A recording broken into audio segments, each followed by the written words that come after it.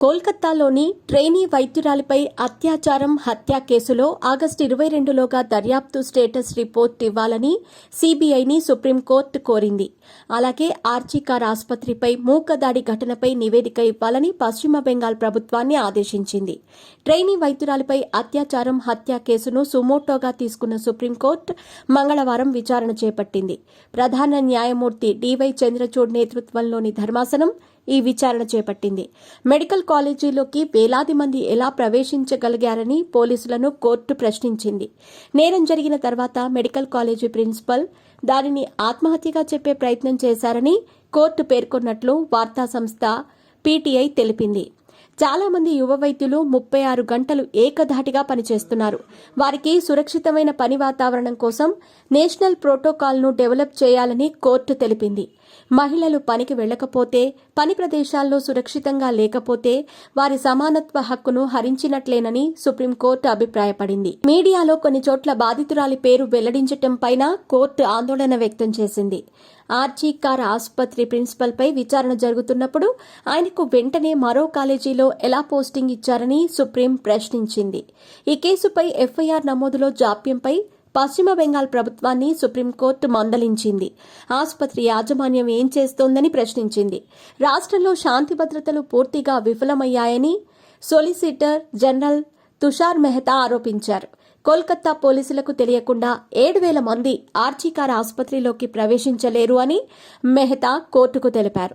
వైద్యుల భద్రత సౌకర్యాల కోసం జాతీయ ప్రోటోకాల్ను సిద్ధం చేసేందుకు సుప్రీంకోర్టు 10 మంది సభ్యుల టాస్క్ ఫోర్స్ను ఏర్పాటు చేసింది.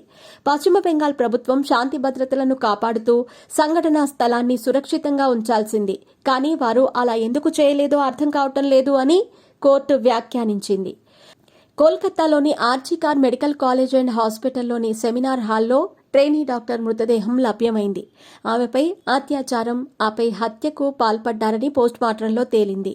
సంజయ్ రాయ్ అనే నిందితుడిని పోలీసులు అదుపులోకి తీసుకున్నారు. నిందితుడు కోల్కతాలో ట్రాఫిక్ పోలీస్ వాలంటీర్.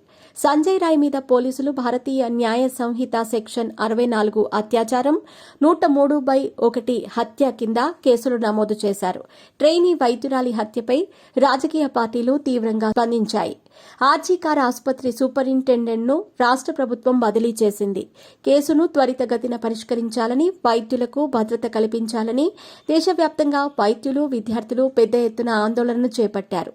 ఆసుపత్రుల్లో కొన్ని నిర్దేశిత సేవల్ని నిలిపివేయాలని the federation of resident doctors association డాక్టర్లకు పిలుపునిచ్చింది.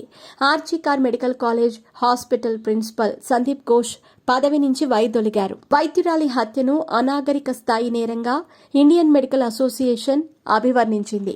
న్యాయం కోసం చేస్తున్న పోరాటంలో దేశం మద్దతును కోరింది. ఈ నేపథ్యంలోనే దేశవ్యాప్తంగా 24 గంటల పాటు వైద్య సేవల నిరాకరణకు పిలుపునిచ్చింది. ఇది ఈ నెల 17న జరిగింది. అంతేకాకుండా ఐఎంఏ వైద్యుల భద్రత కోసం పలు డిమాండ్లకు ముందుకు తీసుకొచ్చింది. ఈ కేసుపై మృతురాలి తల్లిదండ్రులు పశ్చిమ బెంగాల్ హైకోర్టును ఆశ్రయించారు. కేసును సీబీఐకి అప్పగిస్తూ కోర్టు ఉత్తర్వులు జారీ చేసింది. సీబీఐ కేసు దర్యాప్తును ప్రారంభించింది ఆగస్టు 14వ తేదీన. ఆగస్టు 15న రాత్రి వేలాది మంది ఆర్జీకార్ ఆసుపత్రిపై దాడి చేశారు. ఈ కేసును సుప్రీంకోర్టు సుమోటోగా స్వీకరించింది. ఇక మంగళవారం ఆగస్టు 20న భారత ప్రధాన న్యాయమూర్తి CJI DY Chandrachud, justice JB Pardiwala, justice Manoj మిశ్రాలతో కూడిన ధర్మాసనం కేసును విచారించింది.